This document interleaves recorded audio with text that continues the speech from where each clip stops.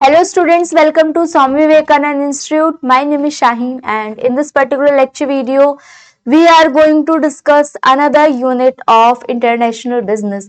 So इससे previously आप लोगों ने इंटरनेशनल बिजनेस के काफी सारे लेक्चर्स को अटेंड किया होगा और होपफुली आप लोगों को एक ओवरव्यू पता लग गया होगा कि किस टाइप से एग्जामिनर क्वेश्चन को फ्रेम करेगा और कैसे आप लोग उन क्वेश्चंस को हैंडल करोगे. सो आज का जो टॉपिक है that is the last topic, know the last one, it's the second last one topic. और इससे प्रीवियसली आप लोगों को मैं ऑलरेडी कवर करा चुकी हूँ बहुत सारे सिलेबस को इंटरनेशनल बिजनेस के पॉइंट ऑफ व्यू से. ठीक है, तो what is tariff and non tariff barriers. तो अगर मैं टैरिफ की बात करूं तो tariff is somehow related to taxes. ठीक है, जहां मैं टैरिफ की बात करती हूँ इसको आप कोरिलेट कर सकते हो टैक्सेस से, जहां पे प्राइसेस कुछ हद तक हाइक अप हो जाते हैं. ठीक है, जैसे मान लो सपोज 100 की एक कमोडिटी है 100 रुपीज और इस पे मैं अगर 10% टैक्स लगाती हूँ. अब यही टैक्स जब इंटरनेशनल बाउंड्रीज को क्रॉस करते हैं तो वो ट्रेड बैरियर्स या आप बोल सकते हो टैरिफ कहलाते हैं. मतलब अगर वो डोमेस्टिक कंट्री के अंदर है तो वो टैक्स कहलाएंगे और अगर वो डोमेस्टिक कंट्री को क्रॉस कर देंगे इंटरनेशनल जब वो वर्ड डील होगा तो वो कहलाएंगे टैरिफ बैरियर. अब ये जो बैरियर होते हैं, ये बैरियर का क्या मतलब होता है? बैरियर मतलब रुकावटें जो आपको ट्रेड करने से रोक रही हैं. अब इससे प्रीवियसली हम लोगों ने एलपीजी के बारे में भी डिस्कस किया था जो कि 1991 की पॉलिसी थी. ठीक है, इकोनॉमिक पॉलिसी थी एलपीजी. इसमें हमने लिबरलाइजेशन, प्राइवेटाइजेशन, ग्लोबलाइजेशन को डिस्कस किया था. तो ये लिबरलाइजेशन का मतलब क्या था? वाइडन अप कर दो. मतलब जितनी भी रिस्ट्रिक्शंस हैं और जो भी बैरियर्स हैं उनको हटा दो ताकि जो ट्रेड है वो बहुत ही इजीली कंप्लीट हो सके. ठीक है, ट्रेड हो सके कंट्रीज के बीच में. अब इन्हीं के अपोजिट जो वर्ड है उसका मतलब है बैरियर. मतलब हमें इंपोर्ट पे तो बैरियर लगाने हैं, ज्यादातर इसका मतलब है कि इंपोर्ट को तो रुकाना है और जो एक्सपोर्ट है उनको किसी ना किसी तरीके से बढ़ाने की बात करनी है. तो अगर 100 रुपीज पे आपका 10% टैरिफ लगता है तो it will be 100 plus 10, that is 110. तो कोई पर्सन 100 पे अफोर्ड कर सकता था, हो सकता है इट क्वाइट बी पॉसिबल कि वो 110 पे अफोर्ड ना कर पाए. तो यहां से क्योंकि इस पे टैरिफ लग गया, टैक्सेस लग गए, तो इसके जो प्राइजेस हो जाते हैं वो बढ़ जाते हैं. ठीक है, ऐसे ही नॉन टैरिफ बैरियर्स होते हैं. नॉन टैरिफ बैरियर्स का भी मतलब लगभग एक ही तरीके का होता है, लेकिन जो मेन डिफरेंस होता है वो एक क्वांटिटी के बेसिस पे और एक क्वालिटी के बेसिस पे. कहीं पे क्वांटिटी के बेसिस पे रिस्ट्रिक्शंस लगाई जाती हैं. अब देखते हैं, इसको रीड आउट करते हैं कि किस तरीके से हम लोग सारे पॉइंट्स को कवर करेंगे इन थ्योरेटिकल मैनर. ठीक है, सबसे पहले क्या बताया गया है कि टैरिफ बैरियर्स हैं क्या. टैरिफ बैरियर्स जो है वो डायरेक्ट टैक्सेस हैं जो कि इंपोर्टेड गुड्स पे लगाए जाते हैं. जो सामान मैं बाहर से मंगा रही हूं यहाँ पे अपनी कंट्री में, ताकि मैं कम सामान को इंपोर्ट करूं, यहां से सामान ज्यादा जाए बाहर. ठीक है, एक्सपोर्ट ज्यादा से ज्यादा हो और इंपोर्ट कम हो, तो इसी वजह से क्या लगाया जाता है? Tariff barrier. तो टैरिफ डायरेक्ट टैक्सेस हो गए जो कि इंपोर्ट किए जाते हैं गुड्स पे. When a country imposes tariff, जब एक कंट्री टैरिफ लगाती है या टैक्सेस वगैरह लगाती है, it make imported product more expensive. तो वही जो मैंने 110 का एग्जांपल दिया, 100 का एक प्रोडक्ट था, उसके ऊपर टैरिफ लगा, तो टैरिफ की वजह से वो प्रोडक्ट एक्सपेंसिव हो गया, महंगा हो गया. ठीक है, तो टैरिफ इसलिए लगाया जाता है ताकि प्रोडक्ट को बाहर की कंट्री से इंपोर्ट कम किया जा सके. दिस मेक डोमेस्टिक प्रोडक्ट, जिसकी वजह से जो डोमेस्टिक प्रोडक्ट है वो सस्ता दिखाई देता है और ये कोशिश होती है कि डोमेस्टिक प्रोडक्ट को ज्यादा लोग खरीदे as compare to the imported one. बाहर से सामान को कम मंगाया जाए और अपनी कंट्री में सामान को ज्यादा चीप दामों पे बेच सके. ताकि अब देखो, अगर मेरी कंट्री का जो डोमेस्टिक ट्रेड बढ़ेगा उससे मेरा क्या फायदा है, एक हेल्दी कंपटीशन मेंटेन होगा, कॉम्पिटिटर इन्वायरमेंट रहेगा, मेरी कंट्री के लोगों को एम्प्लॉयमेंट मिलेगी, है ना। तो बहुत सारा यहाँ पे एडवांटेज देखने के लिए मिलता है। इसी वजह से डोमेस्टिक गुड्स को सस्ते करने की कोशिश होती है और जो आपके इंपोर्टेड प्रोडक्ट हैं उनको क्या करने की कोशिश होती है, उनके जो प्राइसेस हैं उनको हाइक करने की कोशिश की जाती है टैरिफ के थ्रू। नाउ टैरिफ क्या है, टैक्सेस, जैसे कि मैंने आपको बताया था ये टैक्सेस है, लेकिन ये टैक्सेस किस पे लगते हैं, जो सामान हम बाहर से मंगवाते हैं, इंपोर्ट करते हैं, ये वो फीस है, they are fees that a country, एक कंट्री प्लेस करती है किस पे, imported goods and services. They are fees, ये वो फीस स्ट्रक्चर है जो कि एक कंट्री प्लेस करती है, कंट्री लगाती है, ना केवल इंपोर्टेड गुड्स पे, सिर्फ यहाँ पे गुड्स वर्ड इंक्लूडेड नहीं है, गुड्स के साथ साथ सर्विसेज भी इंक्लूडेड है। Now when a business from country A, अगर एक बिजनेस है जो कंट्री ए में है, वो सेल करता है एक प्रोडक्ट कंट्री बी को, country B might make the business pay a tariff. तो जो मान लो सपोज ये इंडिया है और ये अमेरिका है, अब क्योंकि हम इंडियन है, इंडिया कंट्री से बिलोंग करते हैं, तो अब इंडिया का एग्जांपल लेते हैं। अब मैं सपोज कोई मोबाइल फोन अमेरिका से मंगवा रही हूं, क्योंकि इंपोर्टेड कंट्री इंडिया है तो ये टैक्स किस पे अप्लाइड होगा, इंडिया पे अप्लाइड होगा, ठीक है। तो यही बोला गया है कि अगर एक कंट्री ए है और एक कंट्री बी है, कंट्री बी बिजनेस बना रही है तो यहाँ पे अ टैरिफ और taxes on the product, this makes the product more expensive. तो वो कंट्री बी के अंदर मतलब इंडिया में वो टैक्सेस क्या हो जाएगा, ज्यादा महंगा हो जाएगा, वो प्रोडक्ट ज्यादा महंगा हो जाएगा। अब टैरिफ बैरियर के कई सारे टाइप्स है, ठीक है।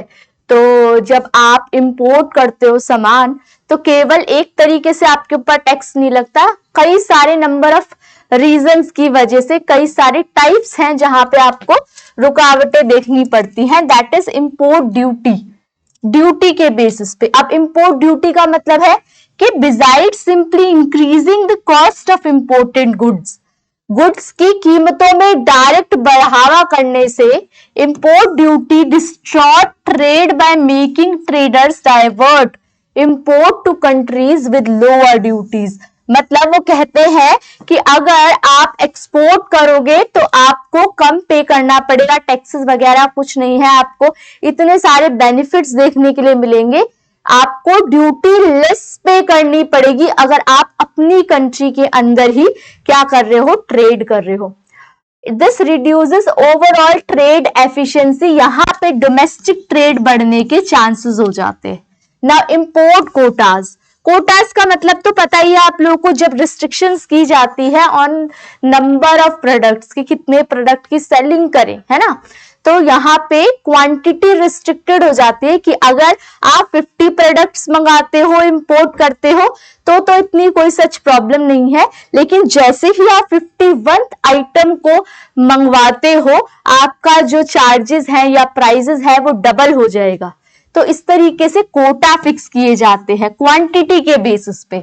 दे रिस्ट्रिक्ट, ये पाबंदी लगाते हैं नंबर ऑफ इंपोर्ट पे कि इंपोर्ट कम से कम हो, क्रिएटिंग आर्टिफिशियल नीड्स, और ये दिखाते हैं कि भाई क्योंकि इतनी ज्यादा नीड्स है, इतनी ज्यादा लोगों को जरूरत है, तो इस वजह से क्या हो रहा है कि अगर आप इंपोर्ट के नंबर को बढ़ाओगे तो आपको ज्यादा प्राइस पे करना पड़ेगा। And higher prices in the domestic market, quotas also boost importers to bid up, वो क्या करते हैं अपने प्राइसेस को बढ़ाते हैं। लिमिटेड कोटा लाइसेंस, अच्छा एक बात बताओ, licence is also a method ना,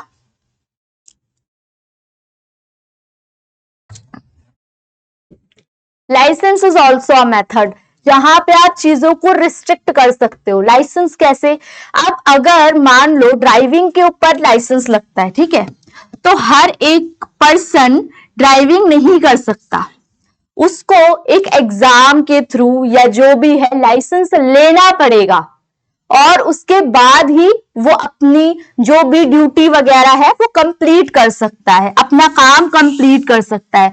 तो ऐसे ही लाइसेंस भी एक बैरियर होता है जो रोकता है, क्योंकि हर कोई उस काम को कंप्लीट नहीं कर पाता। नाउ सरचार्जेस, अब सरचार्ज वर्ड से ही समझ आ रहा है जहां पे चार्ज के ऊपर चार्ज लगाया जाता है, तो बस सरचार्ज वही है।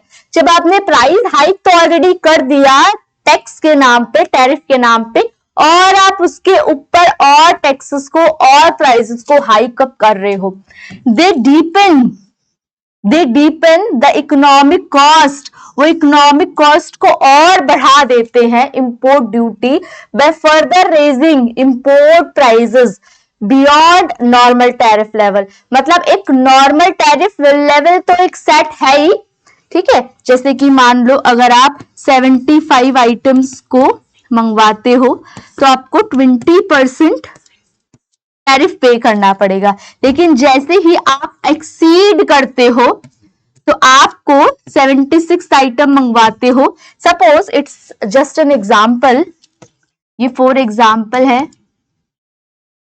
तो 76 तो आपका 20% प्लस 20% वाला कंप्लीट हो जाएगा, बढ़ जाएगा। तो सरचार्ज क्या होता है कि जहां पे आप नॉर्मल टैरिफ लेवल से बढ़कर टैरिफ की बात करते हो, this disproportionately shield local producer, तो इसकी वजह से ये क्या करता है, डिस्प्रपोर्शन में एक आपको कवच देता है, एक कवच है। शील्ड का क्या मतलब होता है, एक कवच दे रहा है किनको, जो लोकल प्रोड्यूसर है, कि वो अपनी सेलिंग ज्यादा से ज्यादा कर पाए।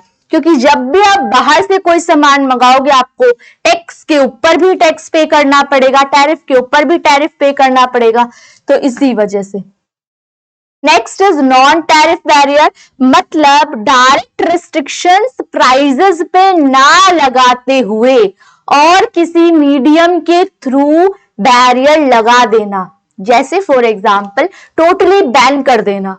अभी कुछ टाइम पीरियड तक चाइना के कुछ प्रोडक्ट टोटली बैन थे ना, तो इसके लिए ये भी उसी टाइप का एक इनिशिएटिव होता है जिसके अंदर आप क्वांटिटेटिव, अच्छा क्वांटिटेटिव का क्या मतलब था, क्वांटिटेटिव का मतलब डायरेक्टली फिक्स कर दिया मैंने 20%, ठीक है, 30%, तो ये था क्वांटिटेटिव बेसिस पे। लेकिन क्वालिटेटिव बेसिस पे क्या होगा कि आपको डांट फटकार से या टैक्स ना लेकर और किसी तरीके से बाधाएं लेके आना। जैसे non tariff barriers are other rules, वो ऐसे रूल्स हैं, ऐसे लॉज होते हैं या ऐसे रूल्स होते हैं, रेगुलेशन होते हैं जो कि कंट्री इस्तेमाल करती है, यूज करती है ट्रेड को कंट्रोल करने के लिए। They don't involve a tax, वो टैक्स नहीं लेती, ठीक है ना। ये मेजर डिफरेंस है ना टैरिफ बैरियर और नॉन टैरिफ बैरियर के अंदर। टैरिफ बैरियर के अंदर टैक्स मेन रोल प्ले करता है, एंड जो नॉन टैरिफ है वहां पे क्वालिटेटिव एस्पेक्ट्स में काम होता है। बट दे कैन स्टिल, लेकिन फिर भी वो क्या करता है, ट्रेड को मुश्किल बनाता है, एक्सपेंसिव बनाता है to sell their product in other countries. Some common type, अब कुछ एग्जांपल्स पढ़ेंगे हम नॉन टैरिफ बैरियर्स के ही, जिसमें कोटा, लाइसेंसिंग रिक्वायरमेंट या टोटली बैन कर देना प्रोडक्ट को, इनको पढ़ेंगे। इंपोर्ट बैन समझ आ गया होगा। इंपोर्ट बैन का क्या मतलब है, जब टोटली प्रोडक्ट को बैन कर दिया जाता है और अगर आप फिर भी उस प्रोडक्ट को मंगाते हो तो फिर उसके प्राइसेस बहुत ज्यादा हाई पे चले जाते हैं। So while aimed at legitimate purposes, they can be misused as a protection measure by technicalities in their implementation. They also impose, इसकी वजह से ज्यादा कॉस्ट चार्ज की जाती है कंज्यूमर पे, who lose access to banned product, ठीक है। और जो प्रोड्यूसर्स अगर वो प्रोडक्ट फिर भी बेचते हैं तो उनके ऊपर भी स्ट्रिक्ट एक्शंस लिए जाते हैं। तो कोई टैक्सेस लगा क्या? नहीं, कोई टैक्स नहीं लगा, लेकिन फिर भी एक रुकावट लग गई जिससे वो ट्रेड इजीली फ्लो नहीं हो पा रहा। Next is product standard. अब प्रोडक्ट स्टैंडर्ड का मतलब होता है कि कुछ स्टैंडर्ड फिक्स कर दिए जाते हैं और अगर आप उस स्टैंडर्ड्स को फुलफिल कर पा रहे हो तो आप ट्रेड के अंदर, इंटरनेशनल ट्रेड के अंदर एंट्री ले सकते हो, अदरवाइज नहीं ले सकते। अब जैसे कि एग्जांपल, फॉरेन एक्सपोर्टर है, वो बहुत ज्यादा हाई कंप्लायंस कॉस्ट देते हैं to meet unknown product standards of importing nation. It gives an advantage, ये फायदा देते हैं किसको? डोमेस्टिक प्रोड्यूसर्स को, already familiar with the standards, जो कि स्टैंडर्ड्स को ऑलरेडी जानते हैं। तो स्टैंडर्ड्स फिक्स कर दिए जाते हैं और उस स्टैंडर्ड्स के अकॉर्डिंगली ट्रेड होता है या नहीं होता। ना इंपोर्ट लाइसेंस, आपको इंपोर्ट करने के लिए लाइसेंस लेना पड़ेगा। अब हर कोई लाइसेंस तो ऑक्यूपाई कर नहीं पाएगा, तो इसी तरीके से वहां पे जो नंबर ऑफ ट्रेडर्स हो गए वो वैसे ही कम हो गए। Sorry. The discretionary power of official in approving or rejecting import, या तो अप्रूव करना या रिजेक्ट कर देना। अब लाइसेंस एक ही तरीका होता है, या तो आप क्वालिफाई हो गए टेस्ट के अंदर या क्वालिफाई नहीं हुए। तो the discretionary power of official in approving और rejecting import licence can be misused for protectionist reason. It raises uncertainty and raises cost for importers. ये importers की cost को भी क्या कर देता है? बढ़ाता है। कैसे? आपको लाइसेंस लेने के लिए कुछ फीस पे करनी पड़ेगी, तो बढ़ गई ना ऑटोमेटिकली कॉस्ट। तो फीस की वजह से भी आपका लाइसेंस एक रोल प्ले करता है कि वो एक कॉस्ट को बढ़ा देता है। नाउ एक्सपोर्ट सब्सिडीज, देखो दो तरीके होते हैं, ये हो गया इंपोर्ट, ये हो गया एक्सपोर्ट। इंपोर्ट का क्या मतलब है? जब आउटसाइड हम क्या कर रहे हैं? बाय कर रहे हैं आउटसाइड से। और एक्सपोर्ट का क्या मतलब है? हम सेल कर रहे हैं। तो या तो आप इंपोर्ट के लिए रिस्ट्रिक्शंस लगा दो, है ना, तो ऐसे ट्रेड कम हो सकता है। ट्रेड का मतलब यहाँ पे करेंसी को लाने से है, ठीक है। उसको हम बैरियर लगा ही क्यों रहे हैं? बैरियर लगा रहे हैं ताकि डोमेस्टिक ट्रेड बढ़े, हम अपना सामान इंटरनेशनली भी अब्रॉड दे सके। तो यहाँ पे इंपोर्ट को या तो बैन करो, या इंपोर्ट में लाइसेंस के थ्रू बैरियर्स लगाओ, या इंपोर्ट में कोटा के थ्रू बैरियर्स लगाओ। अदरवाइज आप एक काम कर सकते हो, आप एक्सपोर्ट पे सब्सिडी दे सकते हो। अब एक्सपोर्ट पे सब्सिडी कैसे दोगे? आप जो प्राइजेस, मतलब गवर्नमेंट आपको अपनी तरफ से एक इनिशिएटिव लेगी कि आपको कम पैसे पे करने पड़ेंगे और आपको ज्यादा पैसे मिलेंगे। मतलब सेल्स, आपको जो मार्जिन होगा, प्रॉफिट मार्जिन ज्यादा होगा अगर आप एक्सपोर्ट करते हो समय। They distort world prices and discriminate against exporters from countries that do not provide subsidies. This harm, ये किसको हार्म करते हैं? Free and fair global competition. तो ये तो कहीं ना कहीं अपोजिट है ही ना एलपीजी के, जो लिबरलाइजेशन है।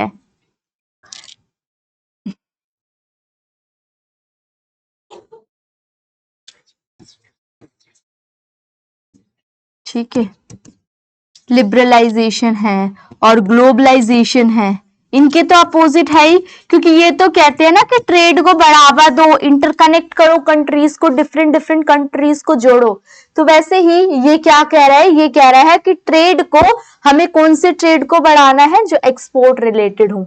ना कुछ और टाइप्स के टैरिफ और नॉन टैरिफ बैरियर हैं, इसको भी डिस्कस कर लेते हैं, क्योंकि ना इसमें से क्वेश्चन अराइज होने के चांसेस होते हैं। क्वेश्चन को किस तरीके से पूछा जाता है कि जो एड वैलोरम टैरिफ है वो किस टाइप का टैरिफ होता है, या फिक्स्ड कोटा जिसमें लगाया जाता है, या फिक्स्ड परसेंटेज लगाई जाती है। फिक्स्ड अमाउंट डिसाइड होती है, तो वो कौन सा आपका टैरिफ बैरियर होता है, नॉन टैरिफ बैरियर होता है। तो अब बात करते हैं एड वैलोरम टैरिफ में। इसमें क्या होता है, परसेंटेजेस फिक्स्ड होती है, जैसे कि मैंने अभी आपको टैक्सेस का टैरिफ का एग्जांपल दिया था ना, 20%, 30%, स्टार्टिंग में ही बताया था 100 का 10%, तो वहां पे फिक्स्ड होती है परसेंटेज। तो फिक्स्ड परसेंटेज होगी तो वो किस में आएगा, फर्स्ट वाले में। Next is specific tariff.